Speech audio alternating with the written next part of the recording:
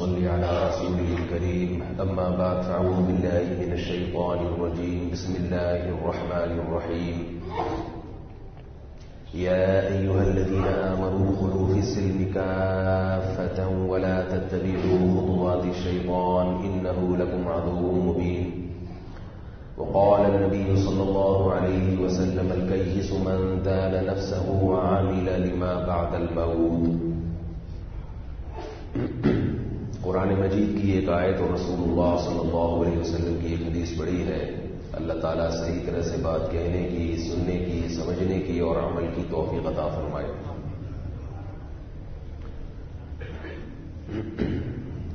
یا ایھا الذین آمنوا ادخلوا فی السلم کافہ، اے ایمان والو اسلام میں مکمل داخل ہو جاؤ.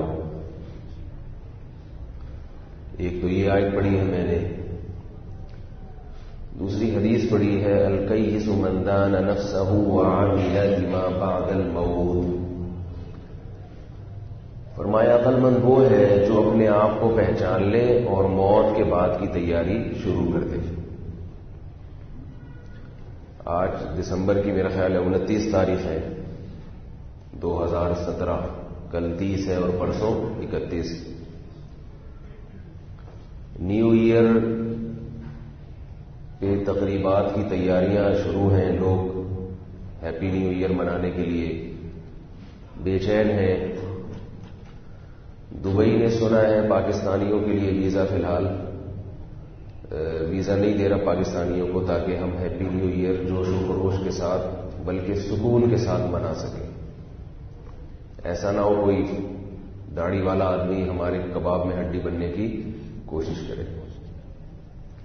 حالانکہ داڑھی والے تو بیچارے آج کل ویسے ہی چٹرے ہوئے ہیں، وہ کہاں کسی کے کباب میں ہڈی بنتے ہیں. لیکن بہرحال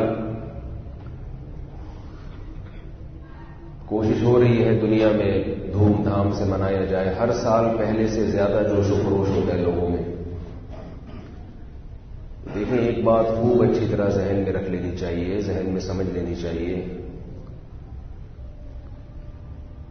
اللہ تعالی نے داؤد علیہ السلام سے کیا فرمایا؟ وَلَا تَتَّبِعِ الْهَوَىٰ فَيُضِلَّكَ عَنْ سَبِيلِ اللَّهِ.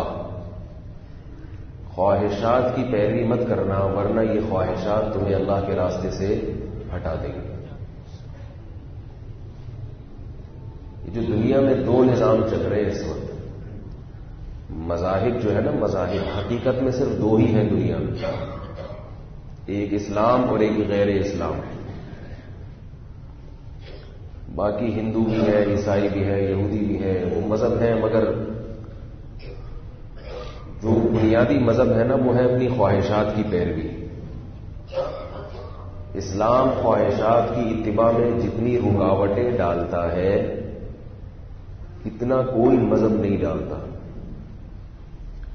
خواہش کسے کہتے ہیں؟ جو دل چاہے. سمجھ رہے ہیں؟ خواہش کی ڈیفینیشن کی تو ضرورت نہیں ہے میرا خیال. خواہشات خواہش کی جمع ہے، خواہشیں بھی کہتے ہیں، خواہشات بھی کہتے ہیں. کسے کہتے ہیں؟ جس چیز کا دل چاہے. چاہت بھی کہتے ہیں، میری چاہت ہے مجھے یہ مل جائے. تو ایک مقولہ سنا ہوگا نا، ایک اللہ کہتا ہے بندے سے ایک تیری چاہت ایک میری چاہت. ٹھیک ہے نا؟ تو چاہت کسے کہتے ہیں؟ جس کا دل چاہے، مائل ہو طبیعت اس کی طرف. تو اسلام نے بہت ساری چاہتوں پر پابندی لگائی. یہ نہیں کہ ساری چاہتوں پر پابندی لگا دی، ایسا نہیں ہے. ایسا نہیں کیا کہ ساری چاہتوں پر پابندی، لیکن جتنی پابندیاں اسلام میں ہیں اتنی دنیا میں کسی مذہب میں پابندیاں، کسی قوم میں پابندیاں نہیں. پابندیاں پابندیاں. اس کی وجہ کیا ہے؟ پہلے تو میں بتاتا ہوں اسلام میں کس قدر پابندیاں ہیں.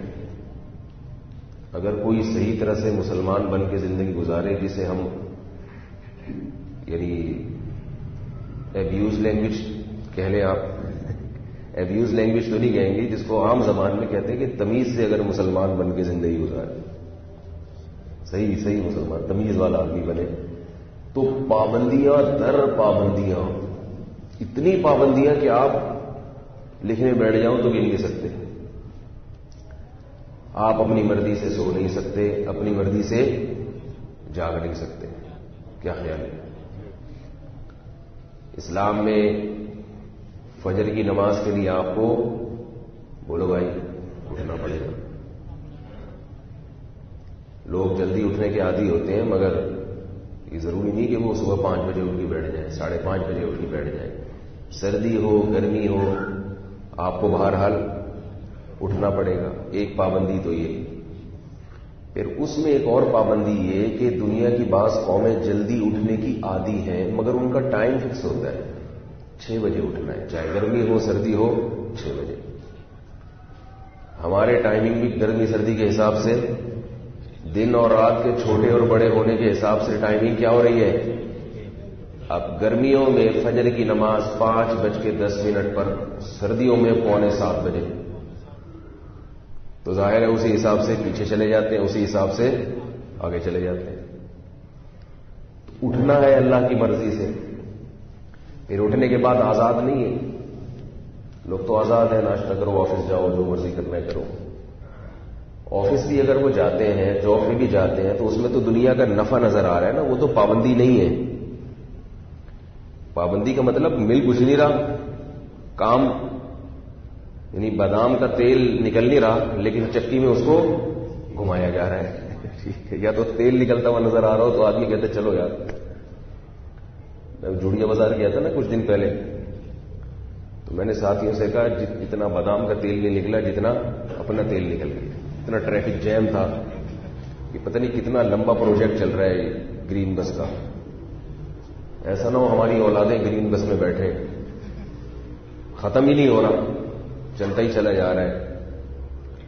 ٹریفک اس کی وجہ سے اتنا جیم ہو جاتا ہے. تو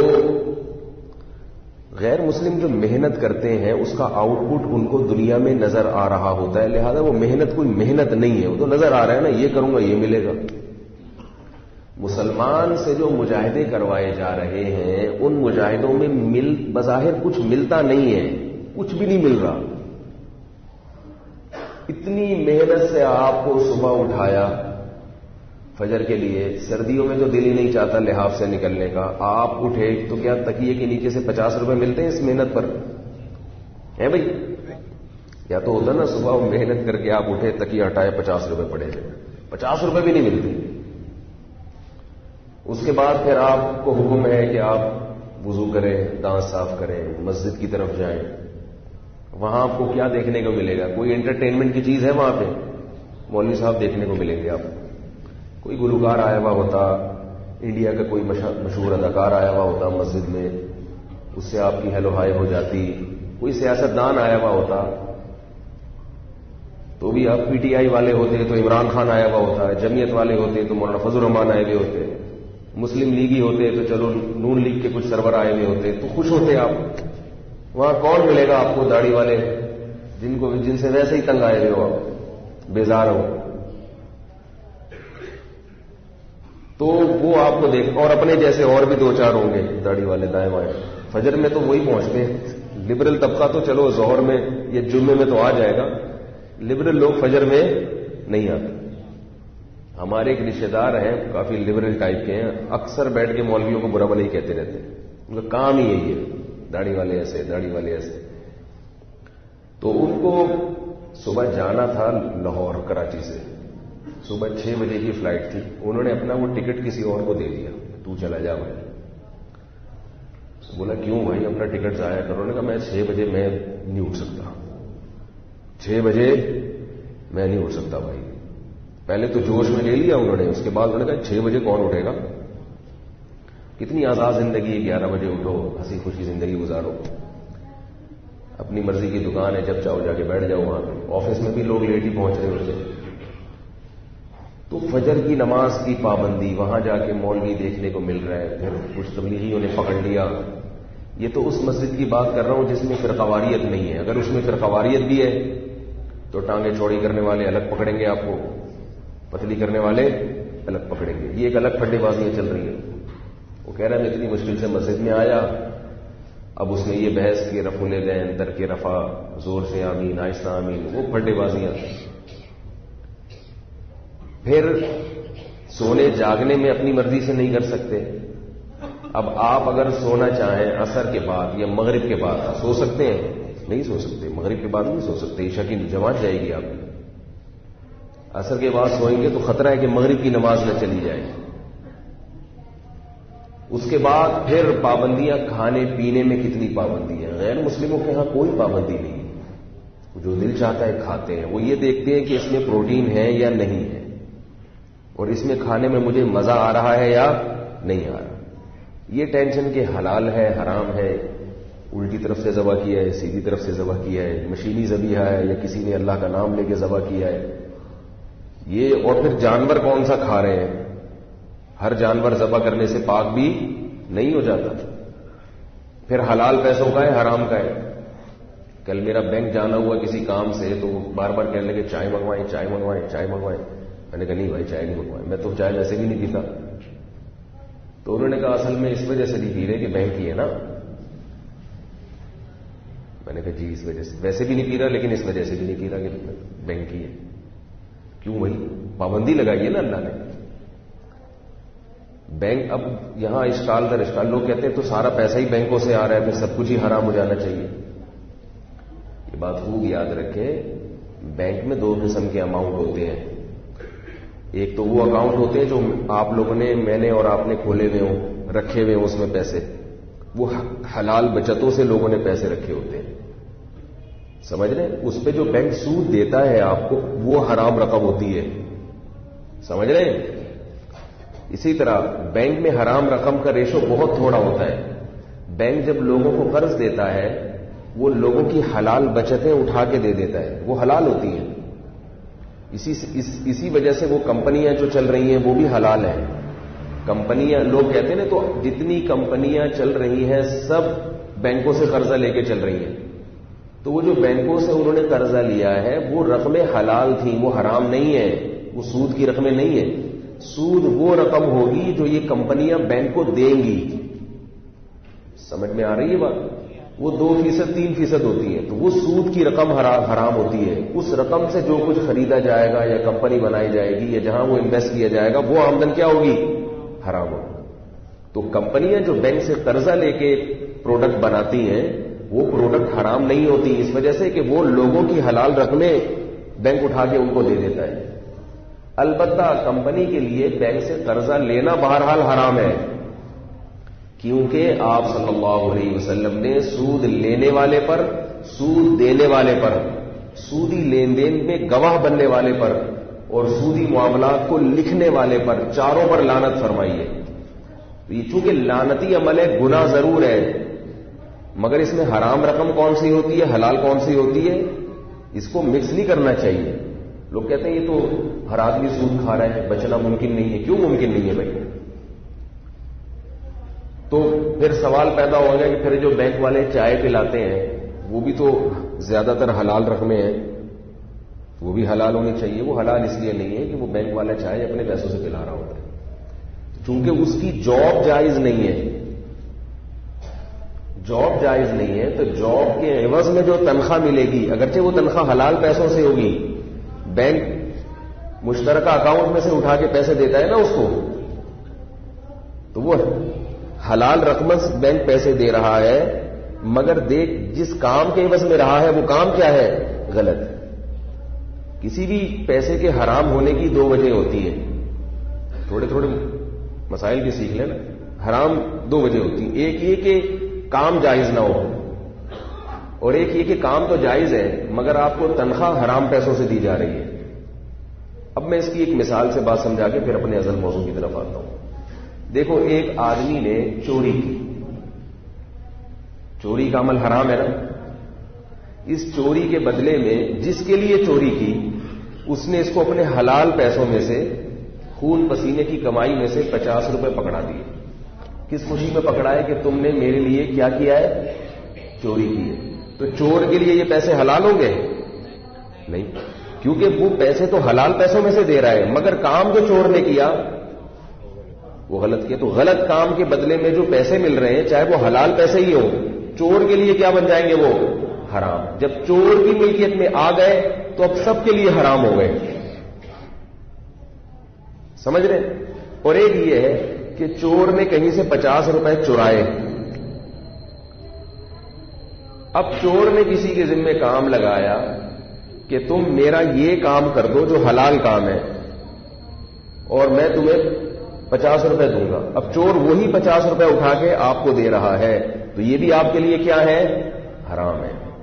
کیونکہ کام تو آپ جائز کر رہے ہیں لیکن وہ جو پیسے تھے نا چور کے پاس وہ پیسے کیا تھے؟ حرام کے تھے. سمجھ رہے؟ اگر حلال و حرام مکس ہو جائے، مثلا ایک آدمی چور بھی ہے اور کچھ جائز کام بھی کرتا ہے، گڑھے بھی کھودتا ہے، کنواں بھی کھودتا ہے، تو 50 روپے حرام کے آئے اور ادھر سے 50 روپے حلال کے آئے یا اور بھی پیسے حلال کے آئے، مکس کر دیے. پھر وہ چور کہہ رہا ہے کہ آپ میرے بچوں کو ٹیوشن پڑھائیں، میں آپ کو تنخواہ دوں گا. آپ نے چور کے بچوں کو ٹیوشن پڑھایا تو ٹیوشن تو پڑھانا جائز ہے نا، چاہے چور کا بچہ ہو کیا ڈاکو کا بچہ ہو، بلکہ ثواب ہے. ہو سکتا ہے یہ بچہ آپ کے ٹیوشن کی وجہ سے چوری نہ کرے. تو اب چور نے اس رقم سے اٹھا کے آپ کو پیسے دے دی. اب اس میں حلال بھی ہے اور حرام بھی. تو اس میں دیکھا جائے گا زیادہ کیا ہے، اس کی سورس آف انکم زیادہ تر اگر حلال ہے تو آپ کے لیے وہ پیسے حلال سمجھے جائیں گے. سورس آف انکم زیادہ تر حرام ہے تو آپ کے لیے وہ پیسے حرام سمجھے جائیں گے. خیر یہ میں اس لیے کہہ رہا ہوں کہ جہاں بینک کی بات آتی ہے لوگ یہ اعتراض کرتے ہیں یہ تو سارے سود پہ چل رہے ہیں، یہ چائے حرام ہو گئی، تنخواہیں حلال ہیں، سب کی تنخواہیں بینک سے جاتے ہیں. یہ مولوی لوگ کہتے ہیں بینک سودی بینک میں جو جاب کرتا ہو اس سے چائے پینا تو جائز نہیں ہے، لیکن ویسے تنخواہیں بینکوں سے آ رہی ہیں، نوٹ اسٹیٹ بینک چھاپ رہا ہے، یہ سب حلال ہو گیا. واہ بھائی گڑ کھاؤ اور گلگلوں سے پرہیز کرو. اس قسم کی مثالیں دی جاتی ہیں. تو ایک بات یاد رکھو، یہ جو مولوی لوگ ہیں اس میں ہر طرح کے لوگ ہوتے ہیں، لیکن اتنا مہنجو نہ سمجھا کرو مولویوں کو، بالکل ہی فارغ ہوتے ہیں. یہ لوگ سمجھتے ہیں یہ بالکل عجیب سی مخلوق ہے، ان کو بالکل فالو نہیں کرنا چاہیے، نہ دنیا کے نہ آخرت کے. ایسا نہیں ہے، اتنے فارغ نہیں ہوتے جتنے آپ سمجھتے ہیں، پروپیگنڈا ہے. تو میں کیا عرض کر رہا تھا کہ اسلام نے پابندیاں لگائی، بہت ساری پابندیاں. پھر ظہر کی نماز کا وقت، کھانے میں کتنی پابندیاں لگا دی اسلام نے، یہ کھاؤ یہ نہیں کھاؤ. پھر اس میں یہ بھی ہے کہ حلال کھاؤ. پھر حلال کا مفہوم بھی اسلام میں بہت وسیع ہے اور حرام کا مفہوم بھی بہت وسیع ہے. دنیا کے دیگر مذاہب میں حرام کی ڈیفینیشن بہت مختصر سی ہے، اسلام میں حرام کی ڈیفینیشن بہت لمبی. ان کے ہاں حرام صرف چوری کا مال ہے، ڈکیتی کا مال ہے جو غلط ہے، بلیک منی. تو خیر اس کو نہیں کہتے بلیک منی، یعنی اگر ہم ان کی زبان میں اس کو حرام کیا بلیک سے تعبیر کرنا چاہیں تو بلیک صرف وہی ہے جو آپ نے کسی کی جیب سے چرا لیا. اسلام میں تجارت کے اپنے اصول ہیں. اس طرح سے تجارت کرو گے تو حلال ہے، اس طرح سے تجارت نہیں کرو گے تو چاہے سامنے والا راضی ہو تو بھی آپ کے لیے یہ رقم کیا ہو جائے گی؟ حرام ہو جائے گی. آپ نے کسی کو انویسٹمنٹ کے لیے پیسہ دیا، 50,000 روپے دیے، آپ نے کہا جتنا کماؤ گے تو جو میں نے انویسٹمنٹ کے لیے 50,000 روپے دیے ہیں اس 50,000 کا 5% لوں گا میں آپ سے. یہ حلال ہے حرام ہے؟ حرام ہے. ہاں آپ نے کہا کہ اس 50 سے جو کماؤ گے، جو ارننگ ہوگی اس ارننگ میں 25% میں میں شریک ہوں، تو یہ کیا ہو گیا؟ حلال ہو گیا. اب گورا کہتے ہیں یہ کیا ٹینشن لگائی ہے یار، گورا تو ان چیزوں کو نہیں مانتا نا. کہہ رہے پیسے کماؤ، جب وہ خوشی سے دے رہا ہے، وہ کہہ رہے ہیں میں 50,000 پہ 10% آپ کو دوں گا، تو ارننگ سے دے یا انویسٹمنٹ سے دے، آپ کو کیا ہے؟ کیپٹل سے دے دے یا ارننگ سے دے، کیا مولویوں نے لگائی؟ تو مولویوں نے نہیں لگائی. یہ پابندی کہاں سے لگی ہے؟ اس مذہب سے لگی ہے بھائی، جس مذہب سے ہم وابستہ ہیں، جس نبی کا ہم نے کلمہ پڑھا ہے. تو اتنی پابندیاں. ان کے ہاں کتنی آزادی ہے، 10-10 20-20 گرل فرینڈ رکھو. ہمارے ہاں آنکھ مٹکے پر بھی پابندی ہے. گرل فرینڈ تو بہت دور کی بات، کسی خاتون کو آپ گرل فرینڈ کی نیت سے دیکھ بھی نہیں سکتے. ضرورت سے کسی کو دیکھنا ہو تو بہن بیٹی سمجھ کے دیکھ لو. مجھے لگ رہا ہے یہ نوجوان یہاں بے ہوش ہو جائیں گے، کیسی باتیں کر رہا ہے یار. میں نے میڈیکل کالج میں ایک دفعہ لڑکوں میں بیان کیا تو وہ کہہ رہے ہیں ہماری فیمیل ٹیچرز ہمیں پڑھاتی ہیں بعض اس میں جوان بھی ہوتی ہے، بعض عمر ایجڈ بھی ہوتی ہے، تو ہم منہ نیچے کر کے کب تک بیٹھے رہیں ہیں بھائی؟ تو میں نے کہا چلو گردن میں درد ہو رہا ہے، دیکھ لو ان کی طرف، لیکن اپنی بہن سمجھ کے دیکھو، باجی سمجھ کے دیکھو، کسی کو اپنی ماں سمجھ کے دیکھو جو عمر میں زیادہ ہے، جو عمر کے قریب قریب ہو، تو ضرور سے اگر دیکھنا پڑے تو بہن سمجھ کے دیکھ لو۔ تو ایک ان میں بہت ہی تپا ہوا تھا، کہنے لگا مفتی صاحب کی بہن ہوگی، کہنے لگا ان کی ہوگی بہن۔ تو ٹھیک ہے بھائی، آپ دیکھ لو جس نیت سے دیکھنا ہے، لیکن حساب بہرحال دینا پڑے گا، حساب دینا پڑے گا اگر آپ سمجھتے ہو۔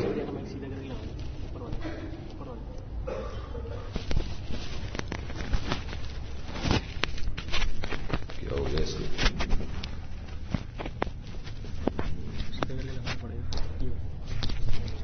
پہلے الٹا لگا ہوا تھا۔ تو کتنی سخت پابندیاں لگا دی نا اسلام نے۔ نظر کی حفاظت آپ نہیں دیکھ سکتے، اجازت نہیں ہے۔ اپنی والدہ کو دیکھیں، اپنی سگی بہن کو دیکھیں، اپنی سگی خالہ کو دیکھیں، نانی کو دیکھیں، بس بھانجی کو دیکھیں، بھتیجی کو دیکھیں۔ باقی جو پورے محلے کی انٹیاں ہیں وہ آپ کی کچھ بھی نہیں لگتی۔ تو انٹرٹینمنٹ تو ساری ختم نا، یہ کیا زندگی کی بہاریں ختم، کیا زندگی ہے خوش۔ ابھی لوگ کہتے ہیں یار ملا نہ بنو، جو مرضی بن جاؤ، ملا نہ بنو، داڑھی نہ رکھو، داڑھی رکھ کے بدنظری بھی بہت مشکل ہو جاتی ہے۔ تو اتنی سخت پابندی لگا دی اسلام نے، الا علی ازواجہم او ما ملکت ایمانہم فانہم غیر ملومین، فرمایا صرف اپنی بیوی پر شہوت کی نگاہ ڈال سکتے ہو، اس کے علاوہ کسی پہ بھی نہیں ڈال سکتے، کسی پہ بھی نہیں ڈال سکتے۔ اور جو آزادی دی اسلام نے نکاح کے معاملے میں، وہ بھی لوگ کہتے ہیں یہ کوئی کون سی آزادی ہے بھائی؟ اجازت دے دی کہ 4 بیویاں رکھ سکتے ہو۔ اب لوگ کہتے ہیں یار اجازت تو دے دی، لیکن اتنے میں جو ٹینشن ہے اس ٹینشن کا بھی تو کوئی حل بتایا۔ یہ کیسی اجازت ہے، یہ کیسی آزادی ہے یار؟ یہ کیا ہے؟ ایک سالے افورڈ نہیں ہوتے ایک بیوی کے جو بھائی ہیں، جب 4 ہو جائیں گی تو ہول سیل کے حساب سے سالے ملیں گے آپ کو، ہول سیل کے حساب سے سسر ہوں گے آپ کے، چاروں طرف سے کال، فون، دھمکیاں، بڑی ٹینشن ہے بھائی۔ تو پابندیاں پابندیاں پابندیاں، پھر رشتہ داری جوڑنے کا حکم، گورے آزاد ہیں۔ آپ نے دیکھا کہ وہ کسی انگریز یعنی ڈونلڈ ٹرمپ نے اپنی خالہ سے ملاقات کی، عید کے موقع پر اپنی سگی خالہ کو دعوت دی، بہت دن ہو گئے تھے خالہ سے ملے ہوئے ہیں بھائی، ہو سکتا ہے دیتے ہوں لیکن عام طور پہ رواج نہیں ہے۔ اسلام میں رشتہ داری کا بہت بڑا حق اللہ نے بتا دیا، آپ آزاد نہیں ہیں رشتہ داروں کے معاملے میں کہ آپ جیسے چاہیں رہیں، کوئی رشتہ داری جوڑنی پڑے گی۔ نبی نے فرمایا کہ رشتہ داری جو ہے نا اللہ کے عرش کے نیچے لٹکتی ہے اور دعا مانگتی ہے، من وصلنی وصلہ اللہ، جو مجھے جوڑے گا تو اللہ اس کو جوڑے گا، جو مجھے توڑے گا تو اللہ بھی اس کو توڑ دے گا۔ قرآن میں جگہ جگہ ہے۔ تم اور بہت ساری چیزیں ہیں، میں اصل بات کی طرف آتا ہوں جو سمجھانا چاہ رہا ہوں۔ اتنی ساری پابندیاں، اب دیکھو کسی کے بوڑھے والدین ہوں تو وہ ان کو چھوڑ کے نہیں جا سکتا اگر وہ خدمت کے محتاج ہیں۔ آپ کی کتنی اچھی جاب یورپ میں لگ جائے، اگر آپ کے والدین بوڑھے ہیں اور ان کی خدمت کرنے والا کوئی نہیں ہے تو آپ ان کو اولڈ ہاؤس میں جمع نہیں کرا سکتے، آپ کو قربانی دینی پڑے گی ان کے لیے، آپ کو ان کی خدمت کرنی پڑے گی۔ بعض لوگوں کے والدین کوما میں چلے گئے، باپ یا ماں 10-10 سال بستر پہ پڑے رہتے ہیں، وہیں قضائے حاجت، آپ ان کو چھوڑ کے نہیں جا سکتے، آپ کو ان کی خدمت کرنی پڑے گی۔ اگر نہیں کی، ناک منہ چڑھایا ان کی خدمت سے، پیشانی پہ لکیریں آئیں، ان لکیروں کا قیامت کے دن حساب دینا پڑے گا۔ اللہ کہے گا کیوں آ رہی ہے تمہاری پیشانی پہ لکیریں؟ اور والدین کی خدمت احسان سمجھ کے نہ کیا کریں۔ بعض لوگ یہ بھی ہیں کہ ہم تو ابا کی ماشاءاللہ بڑی خدمت کرتے ہیں، آپ ان کا بدلہ نہیں ادا چکا سکتے، جتنی مرضی خدمت کر لیں۔ یہ تو اللہ نے اپنے فضل سے ایک ثواب رکھ دیا کہ میں بہت ثواب دوں گا، لیکن اللہ ثواب نہ بھی دیتا تو یہ تو ذمہ داری ہے، کرنا ہے، جسے ہم کہتے ہیں نا تمہارے باپ کو بھی یہ کام کرنا پڑے گا، جب دھمکی دی جاتی ہے نا، یہ تو آپ کے باپ کہتے ہیں نا لوگ، جب تمہارے تو باپ کو بھی یہ کام کرنا پڑے گا. تو ایک صاحب سے اپنے ابا کی خدمت نہیں ہو رہی، میں نے کہا تمہارے تو باپ کو بھی یہ خدمت کرنی پڑے گی. کہہ رہے میں تو اپنے ابا کی کر رہا ہوں. میں نے کہا یہ اسٹائل ہے بھائی، یہ سمجھانے کا کیا ہے اسٹائل ہے، یہ کرنا پڑے گا لازمی، اس میں نو کا آپشن نہیں ہے آپ کے پاس. کتنی بھی ٹینشن ہو، کچھ بھی ہو، کرنا ہے آپ. بیگم چاہے وہ کرنے دے یا نہ کرنے دے. بیگم ناراض ہوتی ہے کہ اماں کی اتنی خدمت کیوں کر رہے ہو، کوئی بات نہیں، ہونے دے اس. وہ کہتی ہے میں گھر چھوڑنے جا رہی ہوں، چلی جائے. بچے رول جائیں گے، رول جائیں گے. پہلے کون ہے؟ ماں باپ. اس سے بھی بعض سب خواتین نہیں ایسا کرتی، خدمت بھی بہت ساری کرتی ہیں. تو بعض خواتین شوہر کو ماں کی خدمت نہیں کرنے دیتی، اور بعض شوہر اپنی بیوی کو اس کی ماں کی خدمت بھی نہیں کرنے دیتے. یہ بھی ظلم ہے. میرے پاس تو ہر طرح کی کالز آتی ہیں، خواتین کی کالز آتی ہیں. ماں بیمار ہے، کینیڈا میں خاتون رہ رہی ہیں، ماں کراچی میں ہے، بیمار ہے، آخری سانسیں چل رہی ہیں، وہ چاہ رہی ہے اپنی ماں سے ملے آ کے، شوہر جانے نہیں دے رہا. کس قدر ظلم ہے، زیادتی ہے. تمہاری اولاد بھی تمہارے ساتھ اگر اس طرح سے کرے، تمہارا بیٹا اپنی بیوی کی وجہ سے اگر تمہارے ساتھ ایسا سلوک کرے مستقبل میں، تو تم پہ کیا گزرے گی؟ یا تمہارا داماد تمہاری بیٹی کے ساتھ ایسا سلوک کرے، وہ تم سے تمہاری بیٹی کو نہ ملنے دے، تو کیا گزرے گی؟ اس لیے یاد رکھو، جو اللہ کو نہیں مانتا نا، اس سے کچھ بھی توقع کسی بھی وقت کی جا سکتی ہے. کچھ بھی کر سکتا ہے، وہ کچھ بھی کر سکتا ہے.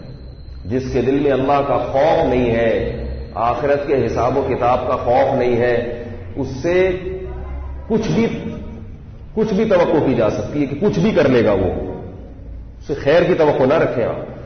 اس کی خیر بھی اگر ہے تو یہ بھی کچھ پتہ نہیں کہ کب اس خیر سے یہ یوٹن لے لے، کب یہ بدل جائے، پینترا بدل دے اپنا. تو اسلام نے اتنی پابندیاں لگائیں، انٹرٹینمنٹ کے ذرائع ہیں بہت سارے دنیا میں. اس کے اپوزٹ جو دنیا میں نظام چل رہا ہے وہ وہی ہے جو ہندو بھی جس کو فالو کر رہے ہیں، کرسچن بھی جس کو فالو کر رہے ہیں. ان میں تھوڑے تھوڑے اختلافات تو ہیں کہ ہندو بتوں کے سامنے جا کے جھک جائیں گے، عیسائی چرچ چلے جائیں گے، لیکن لائف اسٹائل پوری دنیا کا تقریباً ایک ہی جیسا ہے. ہیپی نیو ایئر سارے مناتے ہیں کہ نہیں مناتے، سوائے چند مولویوں کے اور تبلیغ والوں کے، 4 مہینے چلنے والوں کے.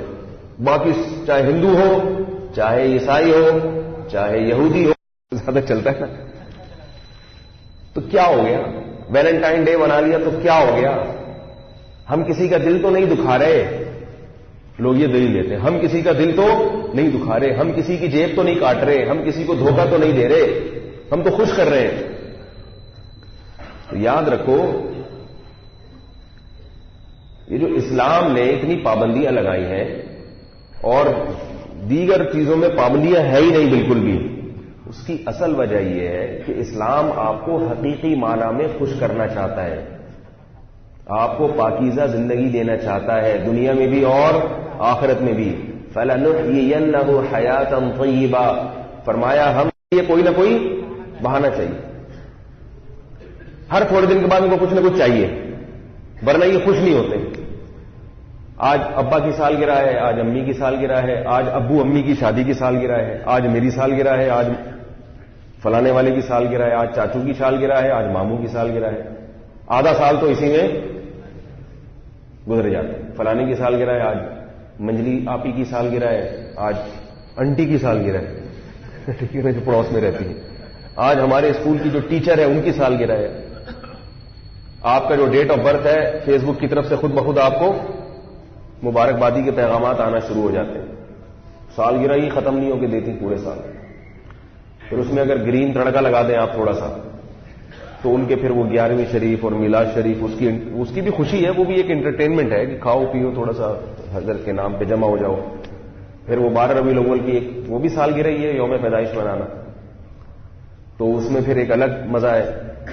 پھر محرم آئے گا تو وہ اپنے الگ مزے ہیں، اس کے مجلسیں ہوتی ہیں، اس میں روتے ہیں دلاتے ہیں، اور انٹرٹینمنٹ ایک ہلا گلا مجمع. بس کوئی رو کے انجوائے کر رہا ہے، کوئی ہنس کے انجوائے کر رہا ہے. مقصد سب کا ایک ہی ہے، انجوائے کرو لائف. یہ بور زندگی، راتوں کو اکیلے تہجد میں اکیلے رو، یہ کیا بات ہے بھائی؟ اکیلے تنہائی میں بیٹھ کے رو اللہ کے سامنے، یہ کیا ہوگی؟ اس میں تو مزہ تو نہیں آئے گا نا اس میں. ارے بھائی، رات کو آپ جب تنہائی میں اکیلے اٹھ کے روئیں گے اللہ کے سامنے اپنے گناہوں پر، تو تو بس اللہ ہی خوش ہوگا, پبلک کو تو کچھ بھی پتا نہیں چلے گا, کوئی لچھے دار تقریر بھی نہیں ہوگی, کچھ بھی نہیں ہوگا, تو مزہ نہیں آئے گا. ہمیں کیا چاہیے؟ مزہ چاہیے, مزہ, چاہے وہ دین کے نام پہ ہو چاہے وہ دنیا کے نام پہ ہو. تو سالگرہ کے نام پہ, پھر وہ نیو ایئر کا مزہ, پھر کرسمس کا مزہ. اور کمال کی بات ہے, چلیں چھوڑے, میں ابھی جلدی سے, وقت کم ہے تو کوشش کرتا ہوں کہ بات سمیٹوں میں جلدی جلدی. تو اسلام جو ہے نا, اسلام وہ پابندیاں لگاتا ہے, بہت ساری پابندیاں, اور اسلام کے علاوہ جو مذاہب ہیں وہ پابندیاں اٹھاتے ہیں, محدود پابندیاں لگاتے ہیں کہ جس سے نظام عالم خراب نہ ہو جائے, بس اس سے زیادہ پابندیاں نہیں ہیں ان کے. وجہ کیا ہے کہ دیکھو بھائی, یہ جو لوگ کہتے ہیں نا کہ یار یہ اسلام کیوں لگا رہے ہیں پابندیاں, کیوں اتنی وہ جو ہے نا راہ میں رکاوٹیں کھڑا کر رہے ہیں, تو دیکھو بنیادی جو اختلاف ہے نا ہمارا غیر مسلموں سے, جو بنیادی اختلاف ہے اس کو سمجھنے کی کوشش کرو تو یہ پابندیاں سمجھ میں آ جائیں گی. وہ اس کو ہم سمجھنے کی کوشش نہیں کرتے. ان کا وہ یہ کہتے ہیں, دنیا یہ کہتی ہے کہ ہمیں اللہ نے کسی مقصد کے لیے پیدا نہیں کیا, یہی حیات ہے, یہی زندگی ہے بس, اور اگر آخرت میں بدلہ ملے گا بھی تو وہ بھی اسی وجہ سے ملے گا کہ ہم نے دنیا میں جس کو جتنا خوش کیا, ورنہ تو وہ بھی کہتے ہیں اس کا بھی بدلہ نہیں ہے. اور اسلام کیا کہتا ہے کہ یہ دنیا اصل, بولو بھائی, نہیں ہے. یہ اگر اصل ہوتی تو مرتے نہیں پھر اس میں. اور بھائی آپ کا ایک ذاتی مکان ہے, وہ اصل ہوتا ہے, اور ایک آپ کہیں جاب کرنے کے لیے گئے ہوئے ہیں, وہ اصل نہیں ہے. پتہ کیسے چلتا ہے کہ یہ ذاتی مکان ہے, اس میں جب تک زندگی ہے رہو گے, اور وہ ہے جاب, وہ جو ریٹائر ہو گئے تو وہاں سے نکل جاؤ گے. اب آپ نے اب گھر کی طرف توجہ دی نہیں, اور وہیں آفس کو گھر بنا کے بیٹھ گئے, اسی آفس میں انویسٹمنٹ کر رہے ہیں آپ, کروڑوں روپے کا فرنیچر لا کے ڈال دیا خام خام آفس میں. اور بھائی یہاں تو کما رہے ہو تو فرنیچر کہاں ڈالنا چاہیے؟ بہت مشکل ہے, آپ پولیس لے کر آئے اگلی دفعہ. بھائی جب آپ جاب کے لیے کمانے کے لیے جاتے ہیں تو پیسے کما کے آفس کی کرسیوں میں لگا دیتے ہیں سارے, ہے بھائی, انہی چمک پٹیوں میں لگا دیتے ہیں. وہاں پہ کیا کرتے ہیں آپ؟ گھر پہ بھیجتے ہیں نا کہ بھائی میں وہاں ہوں گا تو ادھر میں جو سکون سے ہو حساب کتاب, تو وہ جگہ چھوڑنی ہے, یہ اس کی علامت ہے کہ وہ اصل نہیں ہے. تو ایسے ہی دنیا بھی تو چھوڑنی ہے, اس گھر کو بھی تو چھوڑنا ہے. تو یہ اصل کہاں سے ہو گیا؟ یہ جائے قرار کہاں سے ہو گیا؟ یہ اصل وطن کہاں سے ہو گیا؟ اصل وطن ہونے کے لیے ضروری ہے کہ آپ وہاں بیٹھ جائیں آ کے, وہاں سے آپ کو کوئی نکالنے والا نہ ہو. مجھے ایک بات بتاؤ, ایگزامینیشن ہال اصل ہے یا گھر اصل ہے؟ اب آپ ایگزامینیشن ہال میں آ کے بیٹھے, آپ کو کیا ہے, پابندیاں لگ رہی ہیں کہ بھئی پیپر حل کریں, ادھر نہ دیکھیں, ادھر نہ دیکھیں, اوپر نہ دیکھیں, پیچھے نہ دیکھیں, کسی سے بات نہ کریں. پابندیاں ہوتی ہیں نا ایگزامینیشن ہال میں, لیکن آپ کی بنیادی ضرورتوں کو بھی پورا کیا جاتا ہے ساتھ ساتھ. بھئی پانی چاہیے آپ کو, اور کوئی بھی بنیاد, پنکھا نہیں چل رہا, پنکھا ہوگا تو چلے گا. کراچی میں تو جب ہم کر رہے تھے تو اس وقت تو کوئی پنکھا ونکھا تھا ہی نہیں, اب شاید پنکھے ونکھے آ گئے ہوں. تو کچھ بھی بہرحال جتنا وہ بیچارے کر سکتے ہیں اتنا تو کرتے ہیں نا آپ کے لیے. تو آپ نے کیا کیا, آپ نے کہا یہ کیا ہے, یہ اتنی پابندیاں لگیں, ادھر نہیں دیکھو, ادھر نہیں دیکھو, پیچھے نہیں دیکھو, اور جناب کسی سے بات نہیں کرو, یہ کون سی پابندی ہے, میں نہیں مانتا اس کو. تو آپ سے کہیں گے کہ بھائی یہ ایگزامینیشن ہال ہے, یہ رہنے کی جگہ, یہ آپ کی نانی کا گھر, یہی کہتے ہیں نا, تمہاری نانی کا گھر نہیں ہے, کہتے ہیں نا, یہ آپ کی نانی کا گھر. اور یہ بھی کہتے ہیں یہاں شادی میں آئے ہوئے ہو کیا, سنا ہوگا یہ ہے بھائی شادی میں آیا ہوا ہے کیا, تو تیری ساری ضرورتیں یہاں پوری کریں. دعوت پہ بلایا ہوا ہے آپ کو, یا ولیمے پہ بلایا ہوا ہے کسی نے, تو نکلو یہاں سے. تو میں اپنے بچوں کو یہ بات کہتا ہوں, بعض سردیوں میں اگر کبھی پنکھا کی ضرورت نہیں ہوتی نا, چھوڑے ابھی پھر بات سے بات نکل جاتی ہے. تو یہ شادی میں آئے ہو, یہ کراچی کی زبان ہے, یہ یورپ والے نہیں سمجھیں گے. میں نے ایک دفعہ تھائی لینڈ میں بیان تھا نا, تو میں نے ایک کراچی کے محاورے میں ایک مثال دی, بڑی زبردست. ایک آدمی کو ہنسی آئی, باقی سب چپ بیٹھے ہوئے. تو میں سمجھ گیا یہ کراچی کا ہے. میں نے کہا کہ آپ کہاں ہیں, کہتے ہیں میں کراچی کا. میں نے کہا اس لیے آپ ہماری زبان سمجھ رہے تھے, باقیوں کو پتہ ہی نہیں ہم نے کیا کہا. تو حالانکہ وہ اردو سب جانتے تھے. تو اب کیا مسئلہ ہے کہ دیکھو ایگزامینیشن ہال میں بیٹھے ہوئے ہیں, دائیں بائیں اتنی دیکھنے دے رہے آپ کو, تو وہ آپ کو کیا کہے گا, یہ تمہاری نانی کا گھر نہیں ہے, یہ تمہاری دادی کا گھر نہیں ہے, اب وہ جواب میں کہتا ہے کہ نہیں یہ تو میرا ذاتی گھر ہے, یہ تو میں یہاں جو مرضی کروں گا, تو وہ آپ سے کہیں گے بھائی 3 گھنٹے کا ٹائم ہے, اس کے بعد تمہیں یہاں سے نکال دیا جائے. اگر یہ تمہارا نانی کا گھر ہوتا یا تمہارے ابا کا گھر ہوتا یا تمہیں وراثت میں ملا ہوتا تو تمہیں یہاں سے نکالا نہیں جاتا. تو یہ بہت بڑی دلیل ہے کہ یہ اصل نہیں ہے, ہم اس کو اصل سمجھ رہے ہیں, اس لیے ہم چاہ رہے کہ سارے مزے جتنے بھی اٹھا سکتے ہیں اس دنیا میں اٹھا لیں. دیکھو اس دنیا کے اصل نہ ہونے کی ایک اور بہت بڑی وجہ یہ ہے کہ اس دنیا میں بہت کچھ غلط ہو رہا ہے لیکن اس کا بدلہ نہیں ملتا. میں نے ایک ویڈیو دیکھی چند دن پہلے, اس کو دیکھ کے میرا دل بہت زیادہ خراب ہوا. میں فیس بک یوز نہیں کرتا, کبھی کبھار جیسے کہیں جا رہے ہوں تو دیکھ لیتا ہوں فیس بک کا پیج کھول کے. اس میں کسی نے ایک ویڈیو شیئر کی تھی, بڑی دردناک ویڈیو, کہنے کو تو کچھ بھی نہیں تھا اس میں, لیکن وہ منظر جب دیکھتا ہے نا انسان تو اس کا دل تڑپ جاتا ہے. اس میں یہ بتایا کہ ایک بندر نے کسی کے کھیت سے تھوڑا سا پھل فروٹ کھایا, تو مالک نے کہیں دیکھ لیا اس بندر کو, تو بندر کو مارنا شروع کیا. اس پہ جس نے لیبل لگایا عنوان بڑا خوبصورت کہ کیا ایک جانور کا پھل چوری کرنے کی یہ سزا ہونی چاہیے, اتنی سخت سزا ہونی چاہیے. بندر کو اس طرح سے ڈنڈے سے پیٹ رہا ہے, اس کی ہڈیاں توڑ دی, اور وہ بیچارہ بھاگ نہیں سکتا, وہ اتنی مار کھائی اس نے, وہ ہل نہیں پا رہا, اور مارے جا رہا ہے. بندر اپنی معصوم نگاہوں سے اس کی طرف دیکھ رہا ہے, ہاتھ جوڑ رہا ہے گویا بزبان حال کہ اللہ کا واسطہ مجھے معاف کر دے. بھئی تم نے مارنا ہی تھا, اس کے سر میں ڈنڈا مار کے اس کو ہلاک کر دیتے, یا گولی مار دیتے, یا چاقو مار دیتے. ڈنڈوں سے پیٹے جا رہا ہے, یہ بھی نہیں دیکھ رہا کہ یہ جانور ہے, یہ انسان نہیں ہے. اس کو کیا پتا کہ کہاں سے کھانا ہے کیا نہیں کھانا ہے, اس کو کیا پتا, اس کو تو بھوک لگے گی, جو چیز سامنے آئے گی کھا لے گا. ایسی سزا تو اس کو نہیں دی جاتی جو جان کر یہ جرم کر رہا ہو. میں سوچ رہا تھا دیکھو بے زبان جانور ہے, اس کو کوٹے جا رہا ہے, اس کی ہڈیاں توڑ دی اس کو, پھر بھی ہاتھ نہیں رک رہا. اس قدر ترس آ رہا تھا اس منظر کو دیکھ کے. تو یہ ظلم کیا انسانوں پہ نہیں ہوتا, کیا برما کے مسلمانوں پہ سے زیادہ ظلم نہیں ہوا؟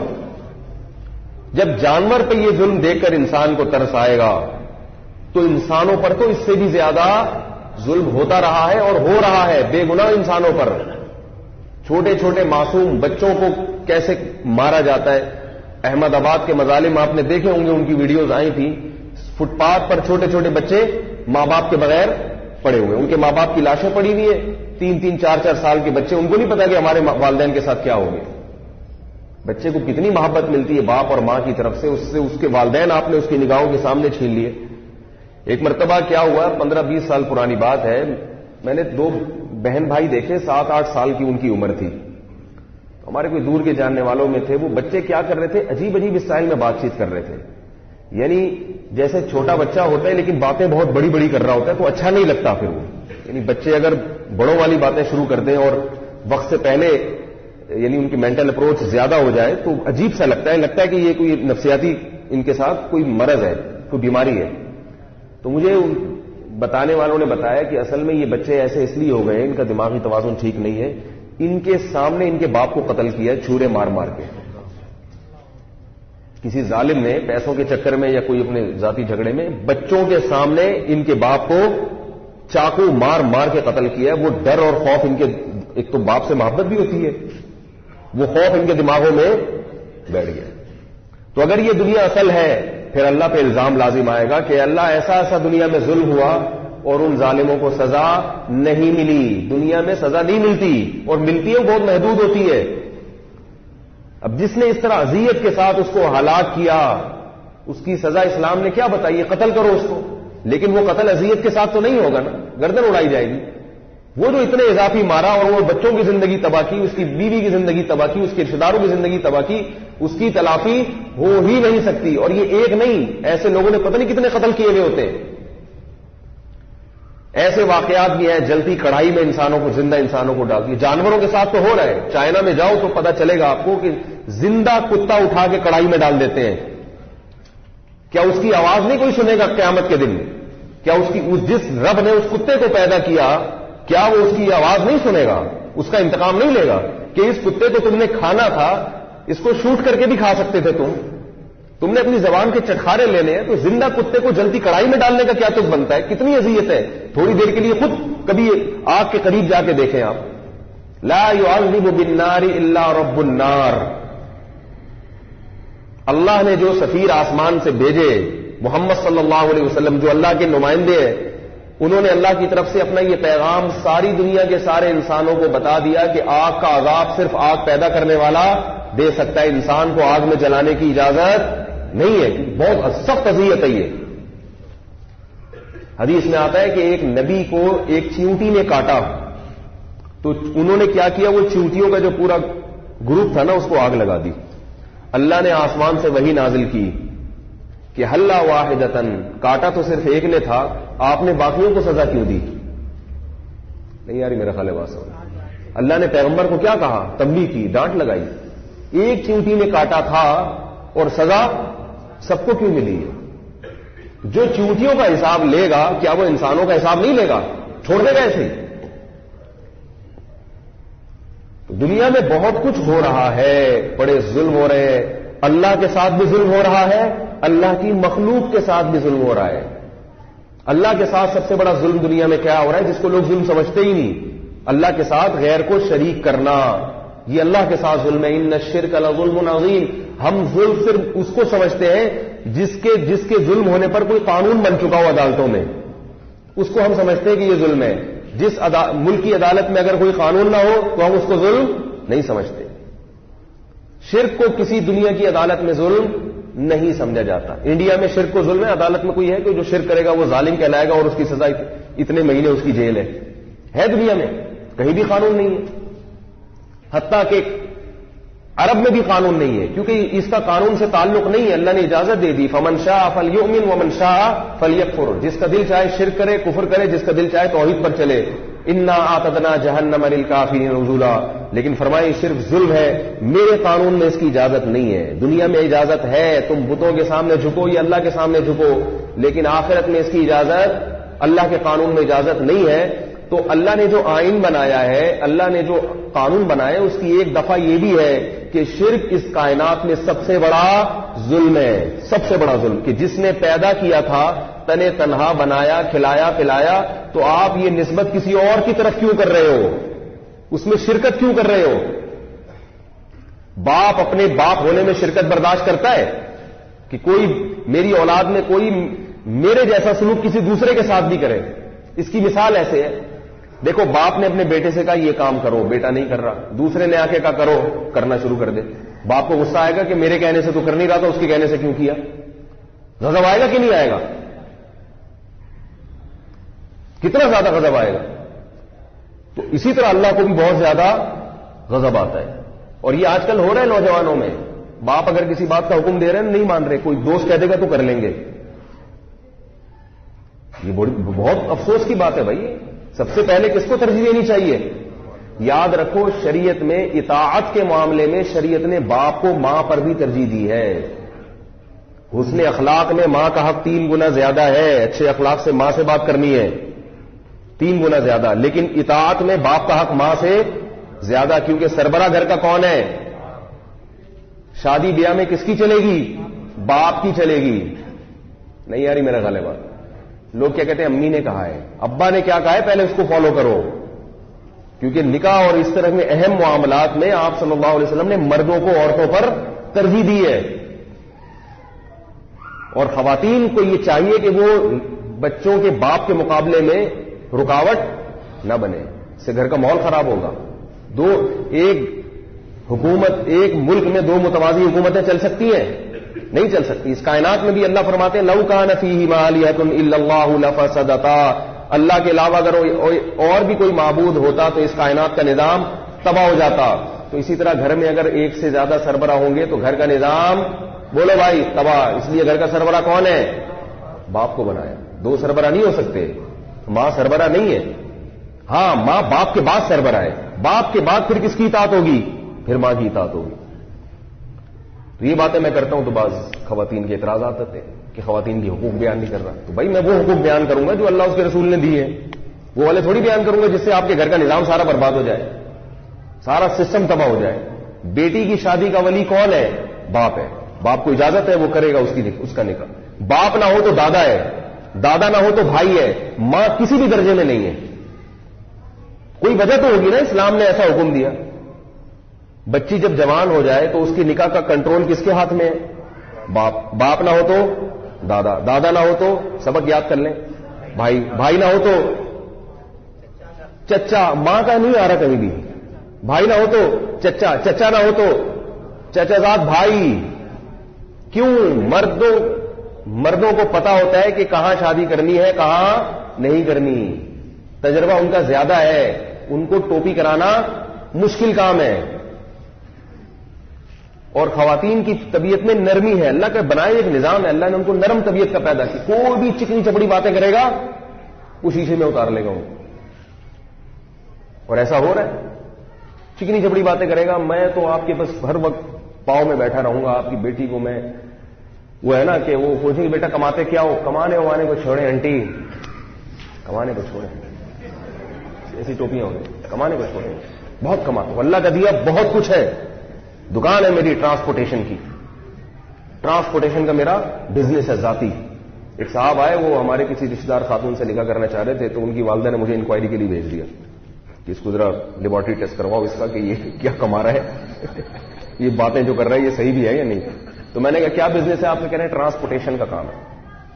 ایک تو ہم مولوی، ہمیں کیا پتا ٹرانسپورٹیشن سے اتنا تو سمجھ میں آ رہا تھا کہ ٹرانسفر کی جا رہی ہے. میں نے کہا شاید کوئی کنٹینر ان کے بیرون ملک جاتے ہوں، یہاں سے وہاں، جاپان سے گاڑیاں ادھر ٹرانسفر کرتے ہوں اور ادھر سے ادھر. میں نے کہا بھائی کہہ رہے بہت اللہ کا شکر ہے ٹھیک ٹھاک آمدنی ہے، حیدری میں گھر ہے، تو ایسا تھوڑی ہے یار، کچھ تو ہوگا نا. میں نے کہا یار اپنا آفس مجھے بتا دیں، میں آنا چاہتا ہوں. تو میں چلا گیا ٹرک اڈے میں. ان کا کام کیا تھا؟ ٹرانسپورٹیشن کا. یہاں سے مال اٹھا کے ٹرک میں رکھا، جو ٹرک میں مال اٹھایا وہ یہ ٹرانسپورٹیشن ہو رہی ہے، یہاں سے وہاں، وہاں سے. غلط کام نہیں ہے، مزدوری ہے، حلال مزدوری ہے، لیکن جھوٹ تو نہ بولو بھائی. وہ ایک آدمی چلا گیا نا رشتہ لینے کے لیے کہیں، تو لڑکی کے باپ نے پوچھا بیٹا آپ کا کام کیا ہے؟ اس نے کہا لکڑ دا کام ہے. لکڑ دا کام ہے، لکڑیوں کا بزنس ہے. انہوں نے کہا لکڑیوں کا بزنس ماشاءاللہ آپ کا کیا کرتے ہیں؟ یعنی آپ کیا ہے لکڑیوں کے جنگل سے لکڑیاں ایکسپورٹ کرتے ہیں یا کیا کرتے ہیں؟ اس نے کہا بتا تو دیا نا، لکڑیوں کا اپنا ذاتی بزنس ہے، ذاتی بزنس ہے لکڑیوں کا، اللہ کا شکر ہے ٹھیک ٹھاک آمدن ہے.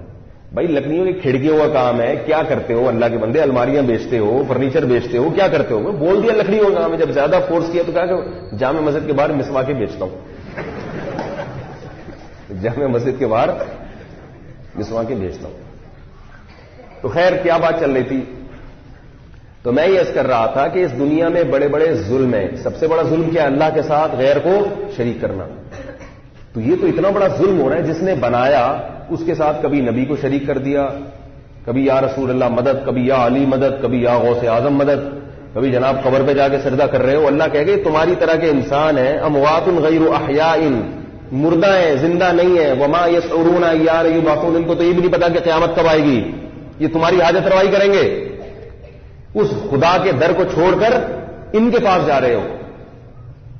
بہت دن ہو گئے عاملوں کی میں نے کھچائی نہیں کی ہے، تھوڑا سا عاملوں پہ بھی تڑکا لگا دوں. ایک صاحب کا فون آیا کہ ایک عامل نے میرے یوں کر کے مٹکا نکالا. وہ بیچارے کرائسس میں آئے ہوئے تھے، پریشانیوں میں مبتلا تھے. تو وہ عامل ایسے کہ اس کے پاس انڈیا کے بڑے بڑے اداکار جاتے ہیں. یہ بھی انداز لگاؤ کیسے کیسے لوگ بیوقوف بن رہے ہیں دنیا میں. اور اس عامل کے پاس جاتے ہیں، اور بعض علماء بھی جاتے ہیں اس کے پاس. تو وہ عامل جو ہے نا اتنا وہ جناب اس میں یوں شعبدے ہوتے ہیں، نظر کے دھوکے ہوتے ہیں. مٹکا نکالا تو اس پہ لکھا ہوا ہے یہ جادو نکلا، پتلا نکلا، سوئیاں نکلی.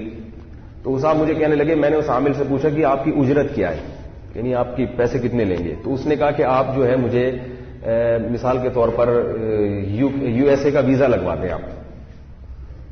آپ بڑے آدمی ہیں، آپ کیا کریں، یو کے کا یا یو ایس اے کا ویزا لگوا دیں. تو میں نے ان سے کہا کہ یہ آپ کے اتنے بڑے بڑے مسائل حل کر رہا ہے، اپنا یو کے کا ویزا نہیں لگوا سکتا؟ یہ کامن سینس کی بات ہے نا. تو جو مشرکوں میں مشرک کی جیسے عقل نہیں ہوتی نا، ایسے ہی عاملوں کے پاس جانے والوں کی بھی عقل نہیں ہوتی. عقل سے خدا کی قسم پیدل ہوتے ہیں. یہ نیک تو ہو سکتے ہیں مگر عقل مند نہیں ہو سکتے، عقل مند نہیں ہوتے، یہ پیدل ہوتے ہیں بالکل عقل سے.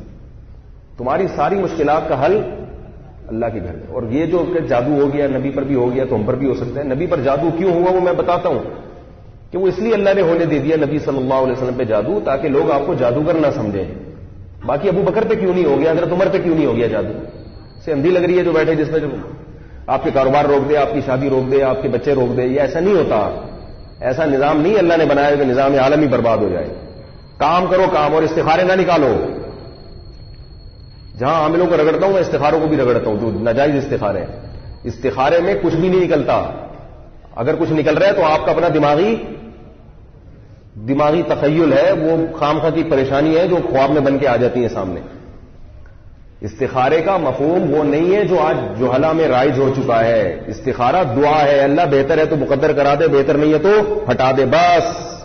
اس کے بعد رکنا نہیں ہے کہ دیکھو کوئی سگنل مل رہا ہے، کام کرو فوراً جو سمجھ میں آ رہا ہے. سمجھ میں نہیں آ رہا تو استخارے میں اچھا خواب آئے پھر بھی نہیں کرنا. سمجھ میں آ رہا ہے تو استخارے میں نیگیٹو خواب آئے پھر بھی کرنا ہے. کیونکہ شریعت کہتی ہے گراؤنڈ ریئلٹی کو دیکھ کے فیصلہ کرو، خوابوں کو دیکھ کے فیصلہ نہیں کیا جاتا. کیسے سمجھایا؟ اس پہ تو آرمی بلانی پڑے گی. یہ جہاں استخارے کا موضوع آتا ہے تو مولوی میرے پیچھے پڑ جاتے ہیں. کیوں استخارے؟ ایک صاحب سے میں نے سمجھایا، میں نے کہا تیرے خواب بھی تو ایک اللہ کی طرف سے بشارت ہے. میں نے کہا دیکھو کسی بھی حدیث کو لینا ہے تو پھر اس سے متعلقہ تمام حدیثوں کو سامنے رکھ کے فیصلہ کیا جائے گا. جس نبی صلی اللہ علیہ وسلم نے استخارے کی فضیلت بیان کی اس کا اپنا عمل کیا تھا. آپ کو تو جب بھی نکاح کا پیغام آیا جیسی سمجھ میں آیا فوراً ہاں کیا آپ نے. کہیں بھی نہیں ہے کہ میں پہلے استخارہ کر لوں. ممکن ہے آپ کہیں آپ کا تو ڈائریکٹ اللہ سے رابطہ تھا، تو صحابہ میں بھی ہمیں ایسا نہیں ملتا. اور نبی کی ارشاد کیا ملتا ہے؟ اذا خطب الیکم من ترضون دینہ وخلقہ فزوجوہ. فرمایا جب کوئی اچھا رشتہ آئے تو ہاں کر دو. اگر نہیں ہاں کی تو آپ نے دھمکی دی ہے، تکن فتنۃ فی الارض وفساد عریض. بڑا فتنہ ہوگا. آپ نے یہ نہیں کہا کہ خواب آئے تو کر دو ہاں، خواب میں نیگیٹو آئے تو نہ کر دو. یہ نہیں آپ نے فرمایا اچھا رشتہ آئے تو ہاں کرو، ہاں کرو. ابھی کہیں کیا ہوا کہ میں کسی کے رشتے نہیں کراتا کہ میرے پاس رش لگ جائے. کچھ اپنے جاننے والے تھے تو ان کی کہیں رشتے کی بات چل رہی تھی تو مجھے بھی لے گئے وہ. تو وہ لڑکی والوں نے ہاں کر دی. بھائی لڑکا فٹ فاٹ ماشاءاللہ. بعد میں لڑکے کو فون کر کے بولے تم اپنی امی کا نام بتاؤ گے؟ میں نے کہا اب نہیں ہوتا یہاں پہ. میں نے کہا انکار کر دو، ہم جاہلوں میں نہیں کرنی ہم نے شادی. سمجھ رہے کیوں میں نے منع کیا؟ امی کا نام کیوں پوچھ رہا ہے؟ استخارہ نکالے گا. بھائی جب تم نے دیکھ لیا، تم نے 6 مہینے تحقیق میں لگا دو، آپ 10 سال لگا دو تحقیق میں، اس میں کوئی حرج نہیں ہے. جب ایک دفعہ بات سمجھ میں آ گئی تو قرآن کیا کہہ رہا ہے؟ فَإِذَا عَزَمْتَ فَتَوَكَّلْ عَلَى اللَّهِ. فیصلہ کرو تو قوت فیصلہ ہونا چاہیے آپ میں، پھر اللہ پہ توکل کرو. مستقبل کی حقیقت کوئی نہیں جانتا کیا ہوگا مستقبل میں. ہم ظاہر کے مکلف ہیں. انگریز کہاں سے کہاں پہنچ گیا فیصلے کر کر کے، اور ہمارے ہاں استخاروں میں ہی 6 مہینے لٹکے رہتے ہیں. یہ نہیں ہے وہ استخارہ نہیں ہے جو اسلام میں ہے. شکر ہے مجھے یہ والے استخارے نہیں آتے تھے، ورنہ ابھی تک میں کنوارا ہی بیٹھا ہوا ہوتا. استخارے نکل رہے ہوتے. کر لو بھائی. اگر گراؤنڈ ریئلٹی کو سامنے رکھ کر فیصلہ کرو، لوگوں سے مشورہ کرو، فیصلہ کر کے کام کر دیا، مثبت نتیجہ آیا بہت اچھا، نیگیٹو آیا تقدیر ہے بھائی، کوئی بات نہیں. سارے کام دنیا میں کسی کے بھی صحیح نہیں ہوتے. ہمارے نبی نے کیا کیا؟ مشورہ کیا صحابہ سے. غزوہ احد میں مدینہ کے اندر رہ کے لڑنا ہے، مدینہ کے باہر جا کے لڑنا ہے. مشورے میں طے ہوا، فیصلہ ہوا مدینہ سے باہر جا کے لڑنا ہے، جو کہ غلط فیصلہ ہوا تھا. نقصان ہوا، 70 صحابہ شہید ہو گئے. بھائی یہ کیا ہو گیا؟ صحابہ کو خیال آیا یار ہم نے نبی کا اپنا ذاتی رائے یہ تھی کہ مدینہ کے اندر رہ کے لڑتے ہیں. بہت سارے صحابہ کو خیال ہے یہ تو غلط ہو گیا. تو اللہ نے کیا نبی سے فرمایا کہ صحابہ کو ڈانٹیے نہیں. فرمایا کہ شاوروں کے آئندہ بھی مشورہ لیں. فَإِذَا عَزَمْتَ فَتَوَكَّلْ عَلَى اللَّهِ. مشورے کے بعد جب ایک رائے قائم ہوئی اللہ پہ توکل کریں. نفع فائدہ اور نقصان کس کے ہاتھ میں ہے؟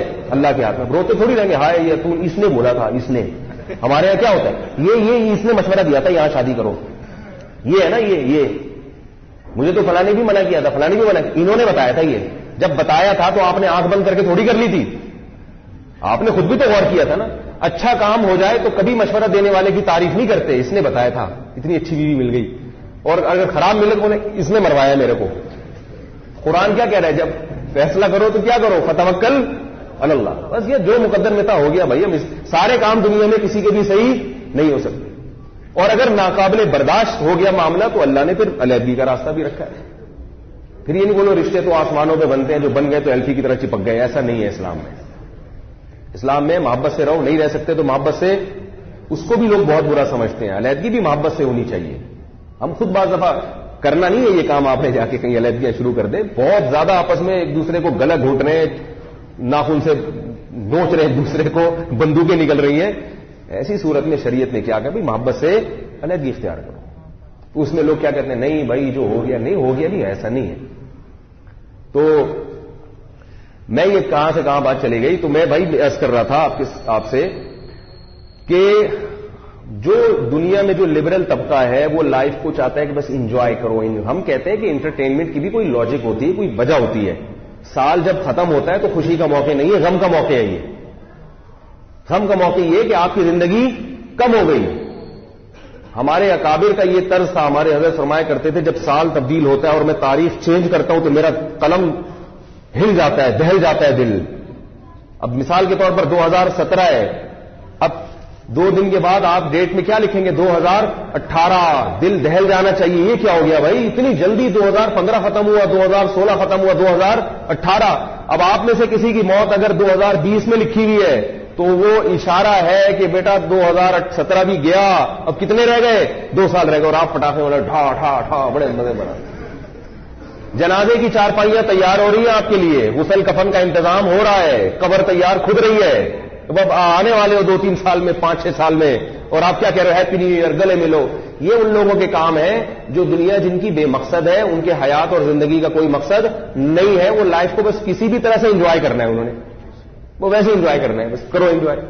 اب یہ 25 دسمبر یہ حضرت عیسیٰ کا یوم پیدائش تھوڑی ہے، تو خود پادری کہتے ہیں کہ یوم پیدائش نہیں ہے، لیکن کہتے ہیں اگر لائف کو ہم انجوائے کر رہے ہیں، ان کا سیلیبریٹ کر رہے ہیں تو کیا ہو رہا ہے؟ ٹھیک ہے، وہ تو کریں، ان کو وہ ان کا مذہب ہے. ہمارا تو ایک مذہب ہے بھائی، ہمیں تو اللہ نے ایک مقصد دے کے بھیجا ہے، ہم تو اس سے نہیں ہٹیں گے. ہمیں سیلیبریٹ کرنے کے لیے اللہ نے 2 عیدیں دے دی. کسی قوم کی 2 عیدیں نہیں ہوتی ہیں، ہمیں اللہ نے 2 عیدیں دے دی. ہمیں حلال میں اللہ نے زیادہ وسعت دے دی ہے، اور اس کو سیلیبریٹ کرنے کا طریقہ بھی بتا دیا کہ بھئی ایسے کرنا ہے، اس کو نماز پڑھنی ہے، اس میں پھر آپ رشتے داروں سے ملیں، جو بھی ہے اس میں بھی ٹھاٹ آپ یہ سب چیزیں اس میں بھی نہیں ہے. شراب کباب نہیں ہے اس میں، اور وہ موقع بھی ایسا رکھا کہ اس میں شراب کباب ہو ہی نہیں سکتا. 1 مہینہ رمضان کے روزوں کے میں عبادت سے انسان کا دل منور ہو چکا ہوتا ہے، اس کا ویسے ہی دل چاہ رہا ہوتا ہے کہ میں کافی لوگ تو اس گناہوں سے توبہ کر چکے ہوتے ہیں. کیا خوبصورت مذہب ہے اسلام کہ اس نے جو خوشی کے تہوار دیے، ان تہواروں کے لیے دن کی جو سلیکشن کی ہے، ان دنوں میں زنا اور شراب کباب کی طرف ذہن نہیں جاتا. اس میں کمی آتی ہے شراب کباب میں، کیونکہ 1 مہینہ تراویح اور روزے رکھنے کے بعد اچانک انسان، اتنے تو لوگ ہم نے دیکھے کہ فلم دیکھنے چلے جائیں، اتنے زیادہ آزاد نہیں ہوتے کہ شراب کباب کے، ان کو تھوڑا سا اعتکاف کا خیال آ رہا ہوتا ہے. بلکہ بہت سے تو فلموں سے بھی توبہ کر چکے ہوتے ہیں کہ بھائی 1 مہینہ عبادت کی ہے، 1 مہینہ اللہ کے لیے روزہ رکھا ہے، اب شراب پینا شروع کر دیں عید کے دن. اور بقرعید میں کیا کرتے ہیں ہم؟ ابراہیم علیہ السلام کی یاد تازہ کرتے ہیں، وہ بھی عبادت ہے، اس کی بھی ایک برکت ہے، اس کا بھی ایک نور ہے. جبکہ آپ ہیپی نیو ایئر مناتے ہیں، اس میں نور اور برکت کی کوئی چیز نہیں ہے. اسی وجہ سے اس میں فوراً ذہن شراب اور زنا کی طرف جائے گا، فوراً شراب اور زنا کی طرف جائے گا. اس لیے مولویوں کو تکلیف ہوتی ہے کہ آپ اس کو سیلیبریٹ نہ کریں. خام خام میں پیٹ میں مروڑ نہیں ہے. اور یہ بھی یاد رکھو، لوگ جو کہتے ہیں نا مولوی لوگ کباب میں ہڈی بنے ہوئے، ہم کسی کی کباب میں ہڈی نہیں ہے. آپ نے اگر پھر بھی سیلیبریٹ کرنا ہے تو آپ کریں. کیا خیال ہے؟ ہمارے اڑوس پڑوس میں سب جگہ فائرنگ ہوتی ہے، ٹھاٹھو ہوتا ہے، ہم نے تو کبھی نہیں اٹھ کے کہا یہ تبلیغ والے کوئی بندوقیں لے کے آئے، وہ کون ہے بھائی، کس نے کیا ہے؟ کبھی دیکھا آپ نے؟ بھائی کیا بتا ہی رہے ہیں نا، بتا رہے ہیں، مان لیں ٹھیک ہے، نہیں مانے تو بھی ٹھیک ہے. حساب لینے والا کون ہے؟ اللہ ہے. لوگ مجھے کہتے ہیں وہ بھی غلط ہو رہا ہے، وہ بھی غلط ہو رہا ہے. میں کہتا ہوں بھائی ہم پولیس میں نہیں ہیں. میں اگر ایسا جو ہوتا محلے کا، پھر میں کہتا نہیں ہو سکتا. جب میرا منصب ہی نہیں ہے، میں پولیس میں نہیں ہوں. بھائی جو جس کا منصب ہے وہی کام. جیسے لوگ مجھے فون کر کے حکیمی ٹوٹ کے پوچھ رہے ہوتے ہیں، حضرت میری والدہ کو بہت زیادہ شوگر ہے، آپ اس کو بتا دیں. میں کہتا ہوں بھائی میں تو حکیم تھوڑی ہوں. کہہ رہے نہیں وہ آپ بڑے صحت کے نسخے بتاتے ہیں، وہ تو ویسے ہی چلنے کی جو معلومات ہیں وہ شیئر کر لیتے ہیں. تو ڈاکٹر کی فیلڈ ڈاکٹر کے پاس ہے، حکیموں کی فیلڈ حکیموں کے پاس ہے، اور ڈنڈے کا شعبہ کس کے پاس ہے؟ پولیس کے پاس ہے. زبان سے نصیحت یہ شعبہ کس کے پاس ہے؟ ہمارے پاس ہے. تو ہم وہ کام کریں گے جو ہمارے بس میں ہے. باقی اگر کوئی لائف کو انجوائے کرنا چاہتا ہے بھائی روز آنا سالگرہ منائے. نہ گورنمنٹ کی طرف سے کوئی پابندی، اللہ کی طرف سے تو پابندی ہے لیکن گورنمنٹ کی طرف سے کوئی پابندی نہیں ہے. روز آنا سالگرہ منائے، کیک کاٹے، آپ سیلیبریٹ کریں. بیوی سے ویسے محبت نہیں کرتے، سال میں 1 دفعہ تھوڑا سا اس کو وہ کھلا دیا یوں منہ میں ڈل کے کیک. آپ صلی اللہ علیہ وسلم نے جو زوجہ سے محبت کی ہے وہ والے اخلاق اپناؤ نا. جو ماں باپ سے محبت نہیں کرتے نا، وہ ماں باپ کا ایک دن مناتے ہیں اپنی ٹھڑک جو ہے نا وہ اس کو پوری کرنے کے لیے کہ یار تھوڑا سا انسانیت بھی ہوتی ہے نا انسان میں. میں ملیشیا گیا تو ہمارے جو میزبان تھے ان کے پڑوس میں چائنا کوئی چائنیز رہتے تھے. انہوں نے بتایا کہ یہاں 2 بوڑھی چائنیز خواتین رہتی ہیں اور سال میں 1 آدھ دفعہ ان کا کوئی آل اولاد ان سے ملنے کے لیے آتا ہے اور بس تھوڑا بہت چنگ پونگ کیا اور وہاں سے سمجھ میں تو آتا نہیں وہ چائنیز زبان میں. کہہ رہے کئی بار دیکھا ہے کہ یہی یہاں بالکنی میں بیٹھ کے یہ رو رہی ہوتی ہیں دونوں بڈھی, کوئی خدمت کرنے والا نہیں. انہوں نے بھی لائف کو جوانی میں بہت انجوائے کیا ہوگا, بہت انجوائے کیا ہوگا. کوئی پردہ وردہ نہیں ہے, یہ جو ہماری خواتین بیچاری پردے کی پابندیاں ہیں, پھر ناخن کاٹنے ہیں, پھر آئی بروز نہیں بنانی ہے, پھر شوہر کی اطاعت کرنی ہے. سب سے مشکل کام شوہر کا احترام کرنا ہے. کس کا؟ کہتی اس کا احترام کرنا ہے. اس کا احترام, چلو اطاعت بھی سمجھنا تھی, احترام کرنا ہے. اگر کبھی اس کو غصہ آ جائے تو اللہ کی خاطر برداشت کر لینے سے اپنا گھر بھی بچا رہے گا اور اللہ بھی خوش ہو جائے گا. بہت مشکل کام. تو اب وہ دیکھو وہ ساری وہ انہوں نے لائف کو انجوائے کیا, ان بوڑھی خواتین نے کتنا زبردست انجوائے کیا.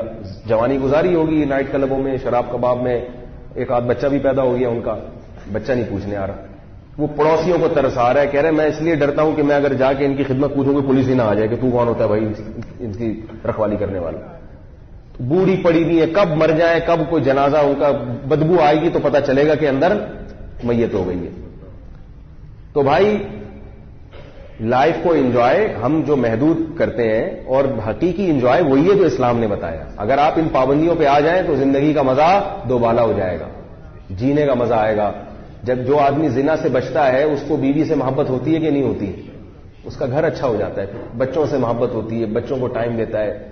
یہ بھی اپنا ایک لطف ہے. جو آدمی شراب سے توبہ کرے تو پھر اس کو دودھ میں مزہ آئے گا.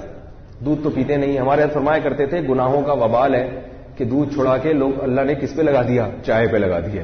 ٹھیک ہے, لسی چھڑا کے کس پہ لگ گئے, جس میں نہ غذائیت ہے, نہ طاقت ہے, نہ توانائی ہے. دودھ پینے سے چہرہ فریش ہو جاتا ہے انسان کا, معدے کی تیزابیت ختم ہوتی ہے, ہڈیاں مضبوط ہوتی ہیں. اور لگ کس پہ گئے ہیں, سب صبح شام چائے بھر کے کڑک کڑک سی.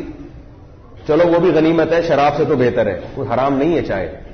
یہ نہ سمجھے کہ کوئی بزرگ چائے پی رہے ہو تو آپ ان سے کپ لے لیں, چائے بھی جائز ہے. لیکن حرام, جس کو چرس کا مزہ ہو تو پھر وہ کہاں اس کو شہد میں مزہ آئے گا. تو جب حرام سے بچتا ہے انسان, گناہوں سے بچتا ہے, تو حلال میں اللہ اس کو لذت عطا فرما دے. فجر کی نماز میں اٹھنے میں تکلیف تو ہوتی ہے, لیکن جب اٹھ کے وضو کر کے انسان کھڑا ہوتا ہے کتنا مزہ آتا ہے, کتنا سکون ملتا ہے. ایک چھوٹا سا واقعہ سنا کے اپنی بات ختم کرتا ہوں. کوئی پشتو فلم کا کوئی اداکار تھا, مجھے اس کا نام ذہن میں نہیں ہے.